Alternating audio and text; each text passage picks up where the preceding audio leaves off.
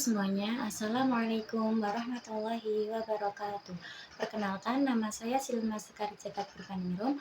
Saya dari kelas MD 2B. Di sini saya akan mempresentasikan hasil kerja atau hasil dari kelompok kami, yaitu tentang demokrasi.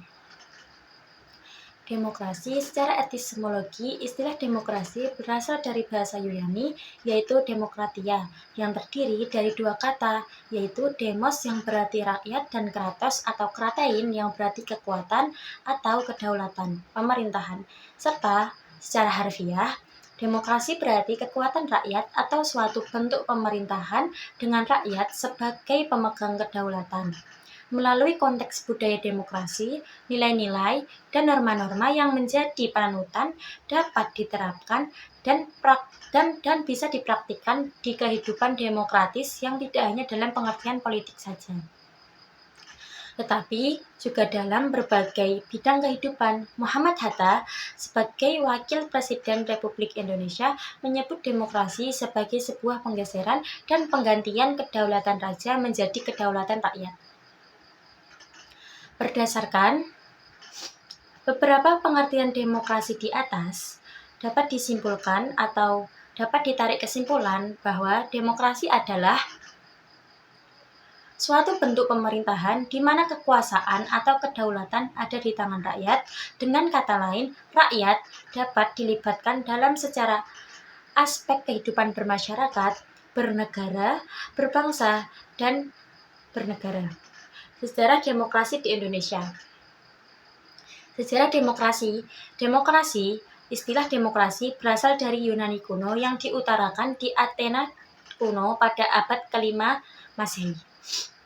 Negara tersebut biasanya dianggap sebagai contoh awal dari sebuah sistem yang berhubungan dengan hukum demokrasi modern. Namun, arti dari istilah ini telah berubah sejalan dengan waktu. Dengan definisi telah berevolusi sejak abad ke-18 bersama dengan perkembangan sistem demokrasi di berbagai negara. Sejarah demokrasi di Indonesia. Sejak Indonesia merdeka dan berdaulat sebagai sebuah negara pada tanggal 17 Agustus 1945, para pendiri negara Indonesia melalui Undang-Undang 1945 yang disahkan pada 18 Agustus 1945 telah menetapkan bahwa NKRI atau Negara Kesatuan Republik Indonesia menganut paham atau ajaran demokrasi, di mana kedaulatan berada di tangan rakyat dan dilaksanakan sepenuhnya oleh MPR. Dengan demikian, berarti juga NKRI tergolong sebagai negara yang menganut paham demokrasi perwakilan. Penetapan paham demokrasi sebagai tatanan pengaturan hubungan antara rakyat di satu pihak dengan negara lain di pihak antara oleh pendiri negara Indonesia yang diduduki oleh BPUPKI tersebut kiranya tidak bisa dilepaskan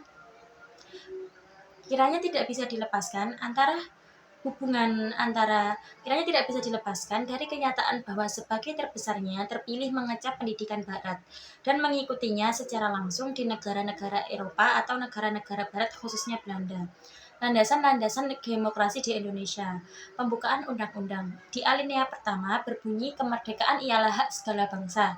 Di alinea kedua berbunyi mengantarkan rakyat Indonesia ke depan pintu gerbang kemerdekaan negara Indonesia yang merdeka, bersatu, berdaulat, adil dan makmur. Di alinea ketiga berbunyi atas berkat rahmat Allah yang Maha Kuasa dan didorong oleh keinginan luhur supaya berkehidupan kebangsaan yang bebas. Di alinea keempat berbunyi melindungi segenap bangsa Indonesia. Batang tubuh undang-undang. Di pasal 1 ayat 2 yaitu tentang kedaulatan adalah di tangan rakyat.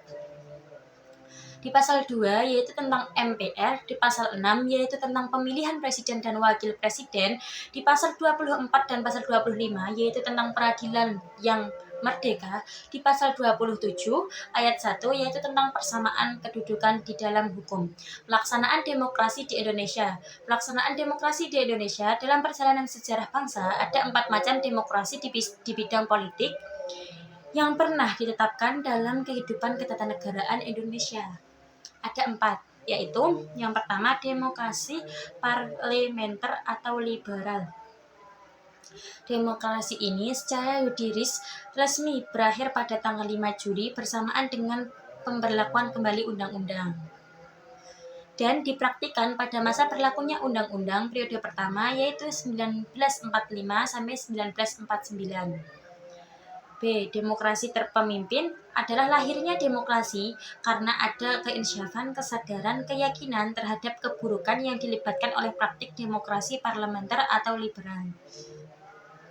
C. Demokrasi Pancasila pada Orde Baru.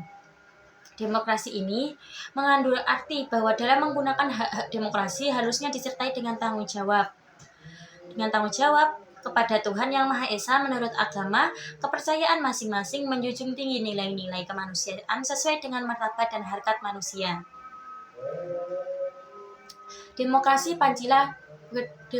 Pancasila pada Orde Baru yang dijalankan pada masa reformasi ini masih tetap demokrasi Pancasila namun berbeda terletak pada aturan pelaksanaan. Kesimpulannya adalah demokrasi ialah bentuk atau mekanisme sistem pemerintahan suatu negara.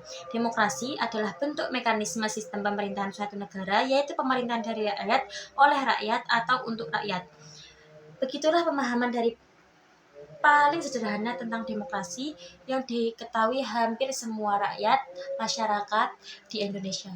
Mungkin cukup sekian presentasi dari saya, semoga bermanfaat. Apabila salah kata, karena mungkin memang salah banyak kata, saya mohon maaf sebesar-besarnya. Assalamualaikum warahmatullahi wabarakatuh.